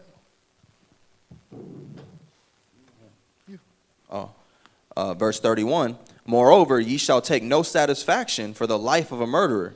Don't let him live. Right? But let's see what you're supposed to do to him. Which is guilty of death, but he shall be surely put to death. No, he could go to jail. He shall surely be put to death. He could go start a family. Put to death. He says, surely he shall be put to death. Now let's read this in Genesis. The book of Genesis, chapter 9, verse 6. Whoso sheddeth man's blood. So if you kill somebody, guess what's supposed to happen to you? By man shall his blood be shed. Nah, we got to wait on the Most High. By man shall his blood be shed. No, we got to let the animals do it. By man shall his blood be shed. It said by man. Aren't we men, women, and children? Aren't we a righteous nation? So defend yourselves. Don't just go down. Because our forefathers, when it happened to them, guess what? They didn't fight on the Sabbath, but they learned from that, which I'm going to show y'all. Let's go to 1 Maccabees 2. 1 Maccabees 2, I want verse 38. Because I'm going to show you how our forefathers, they was thinking like Martin Luther King, and they got put to death. But we're going to show you a group who stopped thinking like him, and they lived. That's the reason we still here today. Go ahead. 1 Maccabees chapter 2, verse 38. So they rose up against them in battle on the Sabbath, and they slew them with their wives and children and their cattle to the number of 1,000 people. So we know this is Esau. They killed him on the Sabbath, and our forefathers was like, man, we're not going to fight because it's the Sabbath. We're going to honor the Most High. But go ahead. Now when Mattathias and his friends understood hereof, they mourned for them right sore. So they mourned for him. They had understanding like, dang, if we don't fight on the Sabbath, the same thing going to happen to us. Right? Go ahead. And one of them said to another, if we all do as our brethren have done, and fight not for our lives and laws against the heathen, they will now quickly root us out of the earth. He's like, we ain't going to be here no more. So let's see what they did. At that time, therefore, they decreed, saying, whosoever shall come to make battle with us on the Sabbath day. So if they come to war against us, let's see what we're going to do. Go ahead. We will fight against them. Nah, we're going to cower down. We will fight against them. We're going to take the nonviolent stance. We will fight against them. It said we will fight against them. Any of y'all had a bully ever punk y'all? Messing with y'all? And then when you stood up for yourself, the bully stopped? MLK said the violence ain't bring nothing, right? But violence will stop all the hate. Remember when Trump got into office and he was threatening Kim Jong-un from Japan? He was like, man, Korea, right? North Korea. Thanks for correcting me, brothers. 'Cause some people will crucify you. But, hey, Trump didn't mess with him. Trump ain't mess with him. When you show crazy, I'm going to show crazy too. And Trump did not mess with him. America's like, shoot, he crazy. He think he'll go through with it. Yeah. But go ahead, read. Verse 41. At that time they decreed, saying, whosoever shall come to make battle with us on the Sabbath day, we will fight against them. Neither will we die all as our brethren that were murdered in the secret places. So he said we're going to fight against them. So with that, let's go to the PowerPoint again. Go to the next slide. We almost done. This one? No, this one. Yeah, that one. Basis of my moral commitment, and I take my ministry very seriously. I would not say that the civil rights movement is dead. It's simply that we're moving to a new phase. Turn it down just a little bit. Of the movement. For well now 12 years, we struggled to end legal segregation and all of the humiliation surrounding legal segregation. So it was a struggle for decency.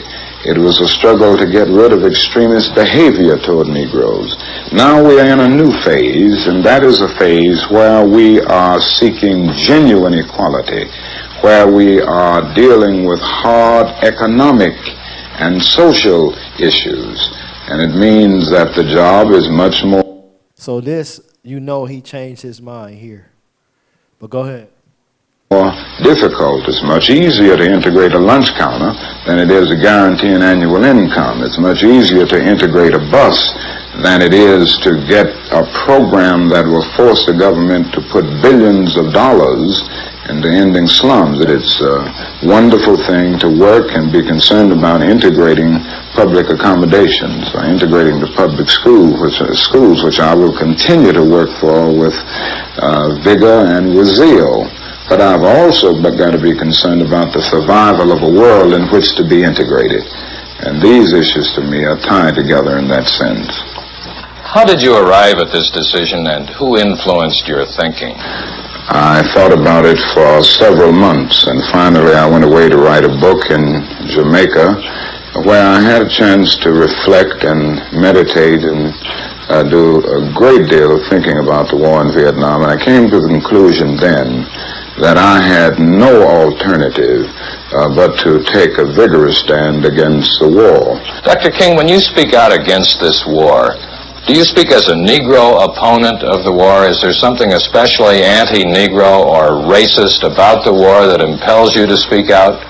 I cannot overlook the fact that I am a Negro and that this war is doing a great deal to destroy the lives of thousands and thousands of my brothers and sisters.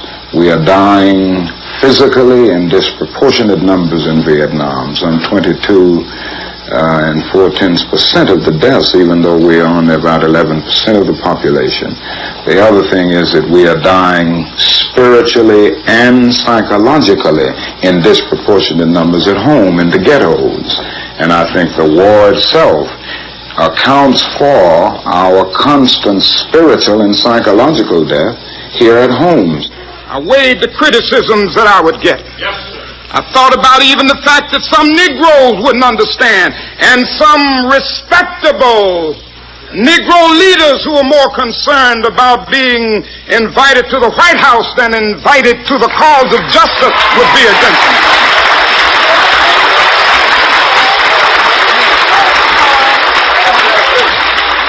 I weighed all of this. And as I weighed in it, as I prayed over it, something said to me that you got to speak on this issue. If you don't speak on it and others don't speak, I'm not going to give up. I'll have even the rocks to cry out against this war. It's an evil war. And no matter where it leads, no matter what abuses it may bring, I'm going to tell the truth.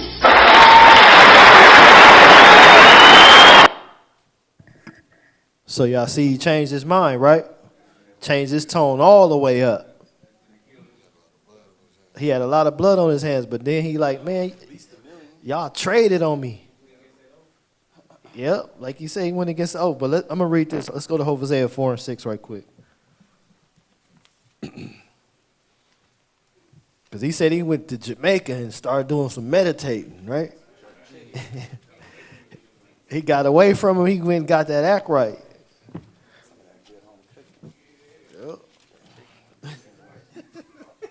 Go ahead. The book of Hosea, chapter 4, verse 6. My people are destroyed for lack of knowledge. He said, my people are destroyed for a lack of knowledge. He was destroyed and he was destroying people. Hold that. Let's get Isaiah 9:16 right quick. But hold that, because we're going to come back there. Let's see how he destroyed the people. Because this is scriptural. Go ahead. It's the book of Isaiah, chapter 9, verse 16. For the leaders of this people caused them to err. So he caused a gang of people to err, right? Go ahead. And they that are led of them are destroyed. So everybody he was leading was destroyed. But we coming out of that madness, all praise to the Most High. But go ahead, go back to that. Hosea 4:6, my people are destroyed for lack of knowledge. Because thou hast rejected knowledge, I will also reject thee. So the Most High said, I'm going to reject you. Martin Luther King said he was a minister. He was supposed to be ministering his word to the people. But he was prophesying deceit to the people, lying, right? Go ahead. That thou shalt be no priest to me, seeing thou hast forgotten the law of thy God, I will also forget thy children. That's a cold thing, right? So with that, let's go back to the PowerPoint right quick. I got a few more slides, and a couple more scriptures, and we're going to be done. Let's go back. 13.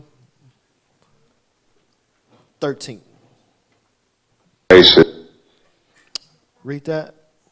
Because y'all know Harry Belafonte, he was a singer, and Martin Luther King became fond of him, and he friended him. But this is one of the things that he told him, right? Y'all can look this up. It's public knowledge. Go ahead. Remembering the other MLKs, let's remember what MLK said to Harry shortly before his assassination. I have come upon something that disturbs me deeply. I've come to believe we're integrating into a burning house. I'm afraid America may be losing what moral vision she had. They ain't never had no moral vision. And he came to a realization of that. That's why he was like, I'm going to speak this truth no matter what. Right? Now let's go to the next slide, 14. Let's see what Harry Belafonte had to say. What made him such a special person, you think? Divine intervention, because I think that the course that he set for himself became most antagonistic to many members of the black church, his father included. Daddy King didn't like making all this trouble with white folks. Is that right? Yeah. And Martin, knowing that would be somewhat challenging to his father, stepped in there anyway and he said, I've got to do this. He was very concerned that in choosing him to be the leader of the movement, that he might be leading people into harm's way. He said, I'm not cut out for this. I don't know what to do. So he had his doubts. Grave doubts as to his qualifications. He was willing to be patient. He was willing to take on the responsibility because he had a vision eventually for what he thought he might be able to achieve. He wasn't too sure about it. He was very much in conflict with what that might lead to. And he also had a family at that time. Did he have conflicts there about being away from them so much? He did not understand how daunting all of this would have become. He saw it really as something to which there would be a commitment for a year or two to straighten out this thing on riding on the bus and segregation laws, and that could be dealt with in short order if there was enough power behind his leadership. But when he got into it, it turned out to be much more than that, because once he got into the idea of ending segregation, he then had to talk about poverty. He then had to talk about housing in the South. Dr. King went down and established a relationship with the garbage workers. Y'all see what Harry Belafonte said about MLK taking on this role? It was conflict between him and his family because he wanted to do what he thought was right. Just see how much more that the brothers here, True Nation Israelite Congregation, and brothers out in the world putting in work for the Most High. The conflict we go through with our families. But we doing it in righteousness. So we know the Most High got us, right, ladies? Right, brothers?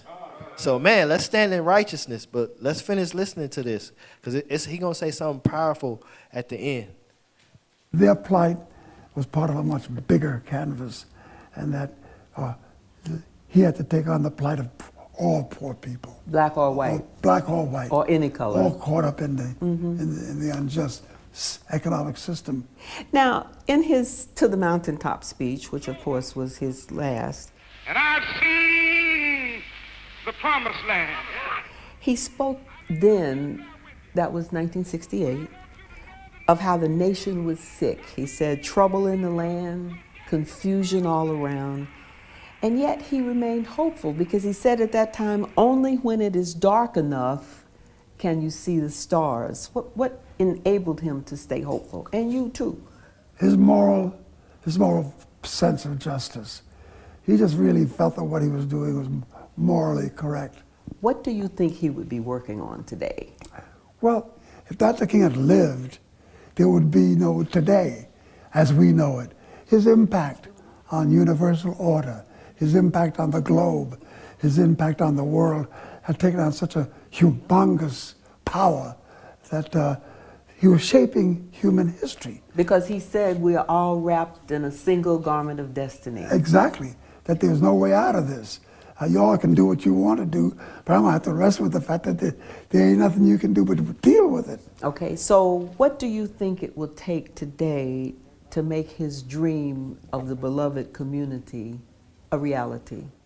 Until white America regains or even decides pay attention to right here, identify a moral course of history, I don't think anything is going to happen. I think America will self-destruct. But the civil rights movement was black and white together. Yeah. That's not in the case anymore? That's the case, but it's not the fact. The case is that we have to fix it. The fact is that it's not fixable if white folks don't decide to change their course of conduct. The only thing left for black people to do is to burn it down. What? We've been lynched. Play that again, we've been murdered. And if you look around, never before in my 91 years of history as an American have I ever seen the nation. Y'all see, he know. Ain't no other way. Ain't no marching and all that no more. Black Lives Matter, all that. Picket signs all out in the street. This man 90 years old. And y'all see what he said? Ain't no other way but to burn it down. Ain't that what the scriptures say? But that's why I'm telling y'all, y'all got to get ready. Because ain't nothing else. The scripture says it's going to be war with this country. Guess who's going to be his battle axe? Y'all, Israel. But play that again, huh?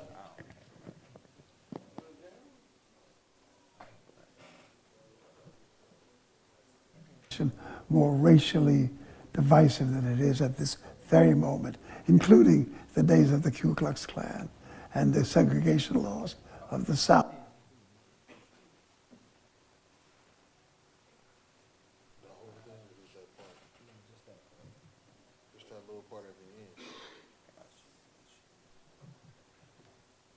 We have to fix it. The fact is that it's not fixable if white folks don't decide to change their course of conduct. The only thing left for black people to do is to burn it down. We've been lynched, we've been murdered, and if you look around,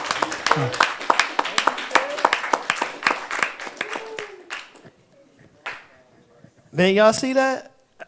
It was some more. He was like, man, we're going to pass the baton. And he said to the younger lady, because he's 90 years old, he was like, I'm passing the baton to you.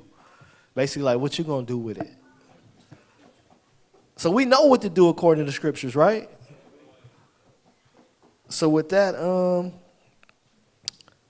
let's go here. Jeremiah 23, I want 1 through 8.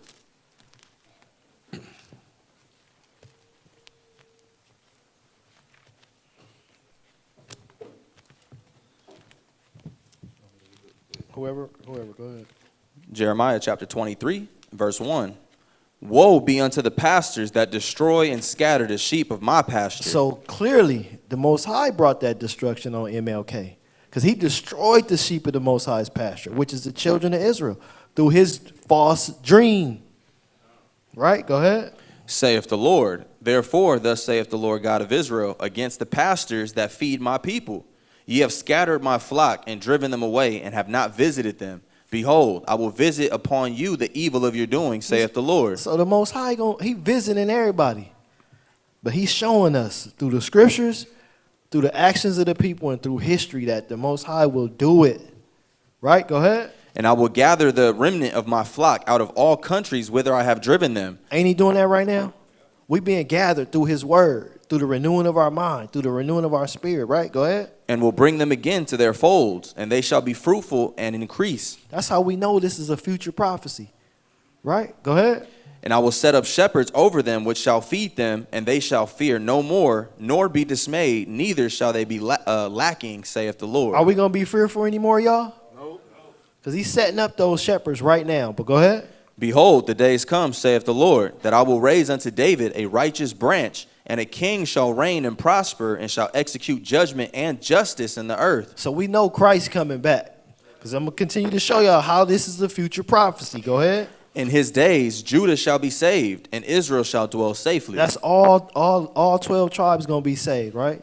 The northern and the southern kingdom, right? Go ahead. And this is his name whereby he shall be called, the Lord our righteousness. Mm-hmm.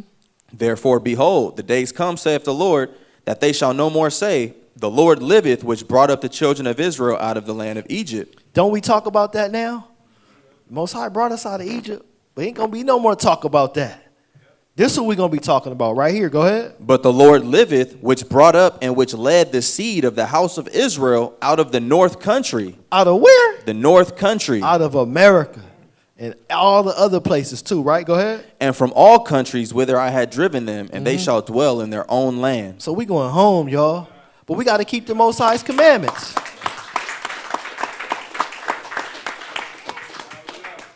So with that, I got a couple more slides, and then we gonna be done. Yeah. Y'all remember that show, The Boondocks? I'm gonna show y'all a little skit that they had. This dude was clever. Mind you, they took him off the air because he was putting out too much information, and he was showing the people what the truth really was, what it really was, through cartoons. Right? Go ahead.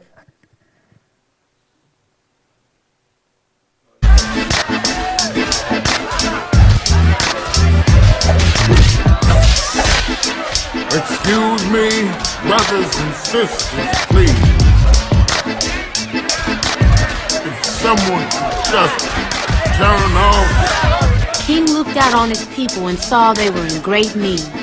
So he did what all great leaders do. He told them the truth. Will you ignorant niggas please shut the hell up? Every year at them King parades, they be going on just like that. Is this it? This is what I got all those ass whoopings for? I had a dream once. It was a dream that little black boys and little black girls would drink from the river of prosperity, freed from the thirst of oppression. But lo and behold, some 4 decades later, what have I found but a bunch of trifling, shiftless, good-for-nothing niggers? And I know some of you don't want to hear me say that word. It's the ugliest word in the English language, but that's what I see now, niggers. And you don't want to be a nigger, because niggers are living contradictions.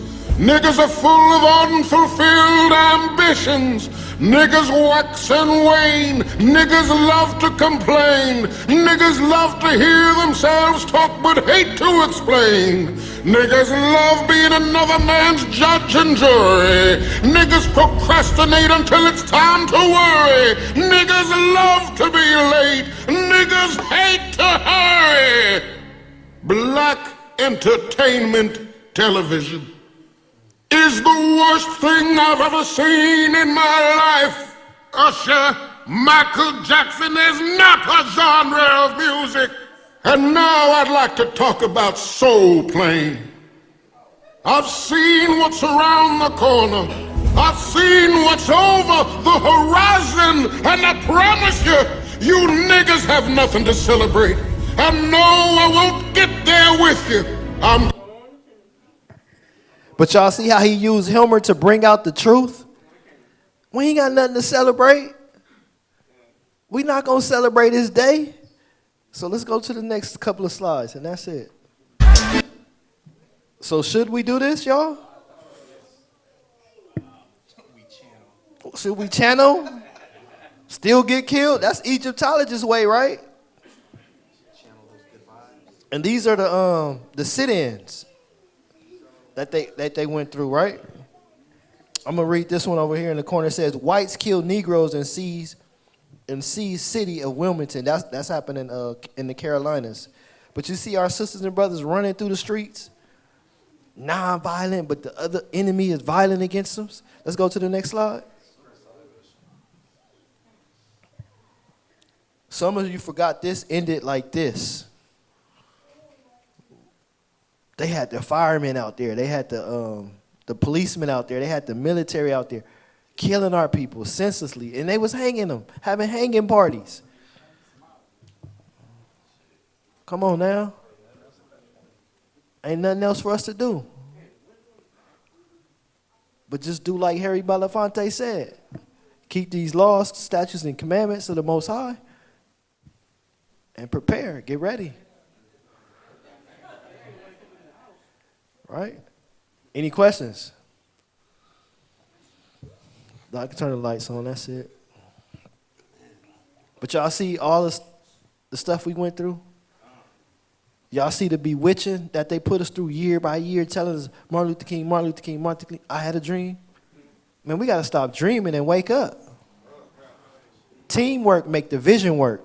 We done dreaming. We see the vision. And this is what's going to get us home. Keeping these laws, statutes, and the covenant.